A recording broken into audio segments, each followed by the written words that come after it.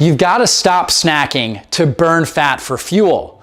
There was a study that was done at the University of North Carolina where they actually looked at people's metabolic health, and they found that only 1 out of 8 Americans are metabolically healthy and metabolically flexible, where they can burn fat for fuel.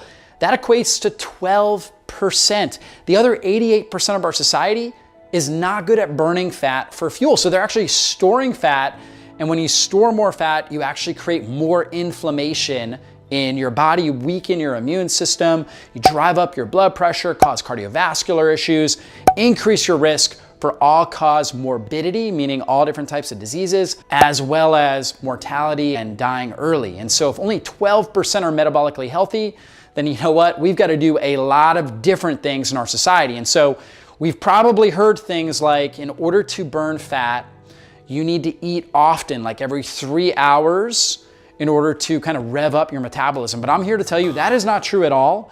In fact, actually, when you eat every few hours, you actually increase the amount of insulin that your body produces. And insulin is a fat storage pro-inflammatory hormone, meaning that when insulin's elevated in your blood, you are gonna store more fat. You can't burn fat. It actually turns off your ability to burn fat.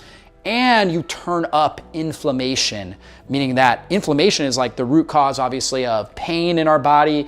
It damages our brain, which can lead to mood disorders. Over time leads to things like dementia, Alzheimer's. Obviously can cause skin issues. Inflammation is at the root of every chronic degenerative condition. So to get insulin and inflammation under control, we need to stop snacking. I recommend eating 2 to 3 meals a day, okay? So 2 to 3 meals, and in those meals, make sure you're consuming a lot of protein. This is the key, because when people are eating often throughout the day, they're usually eating snack foods, cookies, chips, crackers, right? Things like that. The key here for satiety, where you don't feel like you need to snack, is focusing on protein and healthy fats. I recommend when you eat, you should eat a minimum of 30 grams of protein, and depending on your weight, your overall body size, and your activity level, you might bump it up to 40, 50, or 60 grams of protein in that meal. I know that seems like a lot, 60 grams in a meal, but you know what? If you're lifting weights, if you're very active, you're gonna need a lot of protein in that meal. You're gonna need a lot of protein throughout the day. And so 2 to 3 meals, trying to get somewhere between 30 to 50, maybe a little bit more grams of protein per meal. And then healthy fats, things like avocados, extra virgin olive oil, grass-fed butter, consuming fats from animals like grass-fed beef. You get the beef tallow that's in there, pasture-raised eggs, coconut oil. Getting these healthy fats in, you want roughly 20 to 40 grams of fat in each meal. So if you struggle to digest a lot of fat, maybe you don't have a gallbladder, or just when you eat fat, you just don't feel as good, try to stick with about 20 grams of fat in your meal. If you do feel good when you're eating these healthy fats, you can go up to 30, 40 grams of fat in a meal. And again, make sure it's coming from those healthy fats. When you get the fats and the protein right, you're gonna feel satiated, meaning that your blood sugar is gonna be stable, your insulin's gonna be stable, you're not gonna have cravings, you're not gonna feel like you need to eat all throughout the day. And that's gonna allow you to go longer periods of time without food, so you're gonna be able to easily go 4, maybe 5 hours without food. So if you did that at 8 a.m., you should easily be able to fast until 12, 1 o'clock, 2 o'clock in the afternoon, and then you can eat another meal, and then you can obviously do something similar, and then be able to go to 5, 6, 7 o'clock where you eat your dinner. So 3 meals.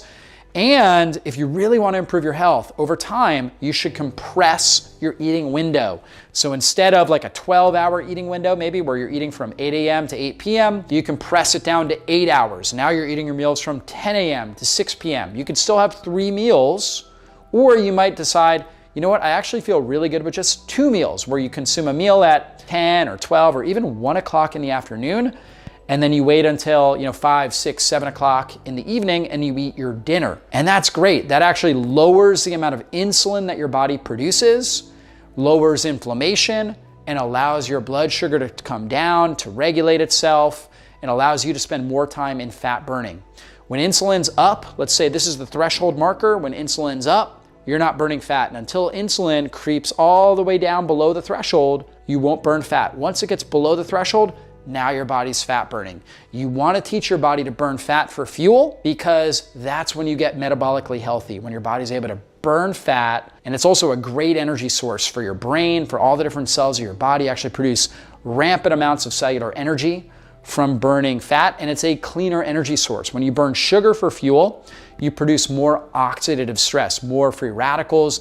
That literally rusts you from the inside. So the more energy your body can produce from burning fat for fuel, the less wear and tear it is on your body, the less oxidative stress and rusting takes place in your system. So avoid snacking if you want to burn fat, if you want to reduce inflammation, reduce oxidative stress, and age more successfully. Stick with 2 to 3 really good solid meals. Again, the rules were 30 to 50 grams of protein, possibly more if you're very, very active, 20 to 40 grams or so of healthy fats in those meals, and then fill it up with lots and lots of colorful vegetables, fruits, things that have a lot of polyphenols and nutrients in them. You fill it up with those, and that's gonna stop craving. It's gonna help you burn fat and reduce inflammation. So hopefully you guys enjoyed this training. Be sure to subscribe to my channel and hit the bell button. That way you get notified whenever I put up a new video so you never miss one of these important trainings. Thanks so much for doing that, and thank you for being a part of our community.